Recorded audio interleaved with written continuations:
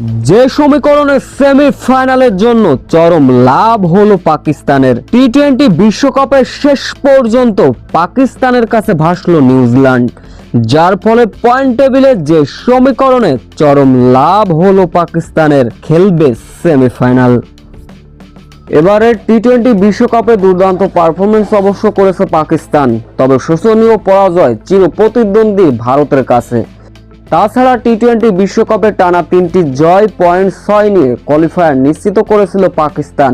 Super 8-এর আজকের ম্যাচে মহা গুরুত্বপূর্ণ ম্যাচ, পাকিস্তান বনাম নিউজিল্যান্ড।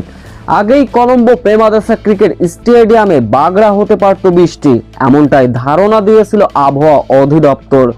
টস গড়ালো, মাঠে গড়ালো না ম্যাচ, দফায় দফায় বৃষ্টি। খেলার সময় বাড়লেও কমলো না বৃষ্টি। প্রেমাদাসা স্টেডিয়ামে এক পর্যায়ে বৃষ্টিতে ম্যাচ পরিত্যক্ত ঘোষণা হয়। এতে করে যে সমীকরণের সেমিফাইনালের জন্য লাভ হলো পাকিস্তানের। নিউজিল্যান্ডের মতো শক্তিশালী দলের বিপক্ষে জয় পাওয়াটা কঠিন হয়ে যেত পাকিস্তানের, তাতে করে বেশ একটা লাভই হলো পাকদের। বিনা খেলায় একটি পয়েন্ট অর্জন করলো তারা, তাই নিউজিল্যান্ডের বিপক্ষে মহা একটি গুরুত্ব পয়েন্ট পেল পাকিস্তান।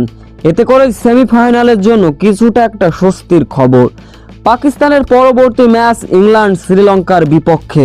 সেইখান থেকে যদি একটা ম্যাচ জেতে, অর্থাৎ পয়েন্ট টেবিল 1 অথবা 2-এ থাকে পাকিস্তান, সেক্ষেত্রে সেমিফাইনাল খেলতে হতে পারে পাকিস্তানের।